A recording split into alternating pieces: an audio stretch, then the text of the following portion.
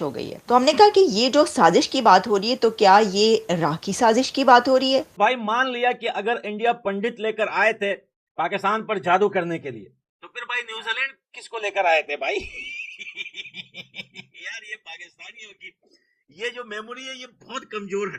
अब इस किस्म की जाहिलों वाली बातें जो है आप जानते हैं कि पाकिस्तान में हुआ करती हैं, और यही अंदर की खबर है कि इंडिया ने अपने 22 पंडित दुबई स्टेडियम में उतार दिए मुख्य जगहों पर। अच्छा, क्योंकि हर प्लेयर पर दो पंडित होंगे और वो इतने जादू टोने कर रहे हैं कि पाकिस्तानी प्लेयर डिस्ट्रैक्ट हो रहे हैं, और वो यही वजह थी कि इंडिया पाकिस्तान नहीं आना चाहता था। न्यूज सुनकर भाई मेरे को तो बहुत हंसी आई, इतनी बेवकूफी वाली बात। और बोल रहे हैं कि 22 पंडित थे, हर एक प्लेयर के लिए दो दो पंडित थे, और यही रीजन था कि ये लोग पाकिस्तान नहीं आ रहे थे क्योंकि वहां पे पंडित कैसे लेकर आते। यानी पाकिस्तानी मीडिया ये कह रहा है कि ये तो एक बहुत बड़ी साजिश वजह है कि आज हमारा ये हाल है। अगर ऐसा ही था, अगर इतना ही डर था, कोई पंडित बिठा दिए थे तो आप कोई मुल्ला बिठा देते।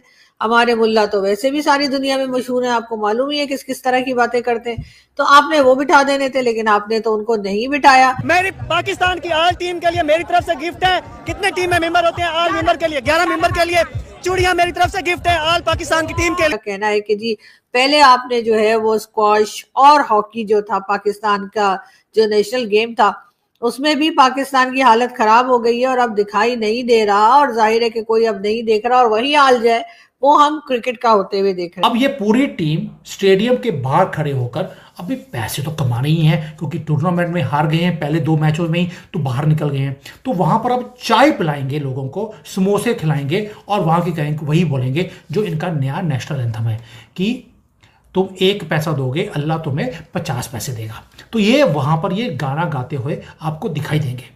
अब लोगों ने भी ट्रोल किया, बाप बाप होता है, और एक कमेंट मुझे बड़ा ही अच्छा लगा।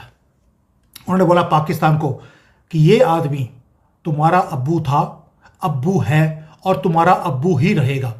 ये किंग कोहली है, और तुम इसके सामने वही काम करते हो जैसे 1971 में तुम्हारी नापाक आर्मी ने किया था। इसने जियो हॉटस्टार पर इंडिया और पाकिस्तान के बीच चैंपियंस ट्रॉफी के दुबई में होने वाले मैच ने 60 करोड़ से ज्यादा व्यूज हासिल किए हैं।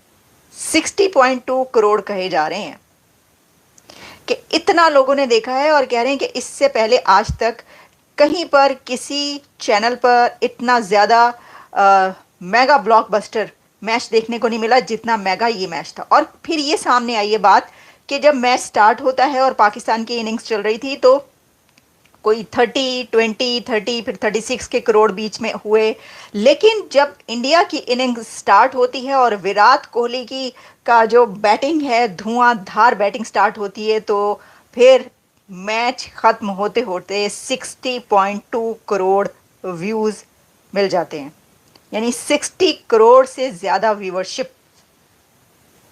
तो ये एक मेगा ब्लॉकबस्टर इसको कहा जा रहा है, और वो कह रहे हैं कि ये जो है 60.2 crore on the streaming platform of the newly created platform Jio Hotstar. और इसमें ये जो मैच इंडियन टीम ने जीता है ये जादू से जीता है। तो हमारे खिलाड़ी वो कह रहे हैं कि वो अच्छा खेलना ही भूल गए। वो जैसे ही पंडित और जो जादूगर हैं वो दाखिल हुए स्टेडियम के अंदर, हर खिलाड़ी के साथ, हर इंडियन प्लेयर के साथ 2 थे लोग। अच्छा, मजे की बात ये कि नजर नहीं आए। इन्होंने ये नहीं बताया कि ये जो थे ये इनविजिबल मैन थे, ये इनविजिबल पीपल थे जो साथ उन्होंने लगाए हैं 2-2, क्योंकि नजर तो कोई नहीं आया। अब आप ये सोचें कि ये इतनी बड़ी बात आप मीडिया पर बैठ के कह रहे हैं, टीवी पे बैठ के कह रहे हैं, और सीरियसली कह रहे हैं, ये डिस्कवर पाकिस्तान टेलीविजन चैनल पर ये बात चल रही है। मतलब आप देखें ऑस्ट्रेलिया की, इंडिया की टीमों को देखें, वो इस तरह साइंटिफिकली मैच खेलते हैं। जब इंडिया के अंदर वर्ल्ड कप का फाइनल हुआ तो वो आखिरी बॉल तक खेले।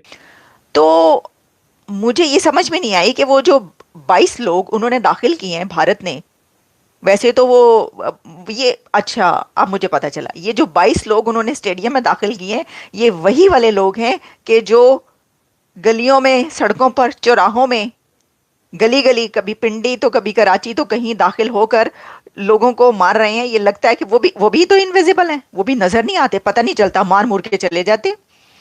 तो क्या ये वही वाले 22 लोग हैं? तो ये तो राह की साजिश ही हो गई सर। ये तो इन रियलिटी राह की साजिश हो गई है। कैन यू इमेजिन, आप इस दौर में बैठे हो, आप ये क्या बात कर रहे हैं? और जिन लोगों ने, जिन थके हुए थर्ड क्लास लोगों ने, ठीक है, ये पाकिस्तान टीम सेलेक्ट करके हमारे हाथों में, आवाम के हाथों में थमा दी है कि जाओ इससे जीतो जाके, जिसमें ना कोई ओपनर है, जिसमें ना कोई स्पिनर है।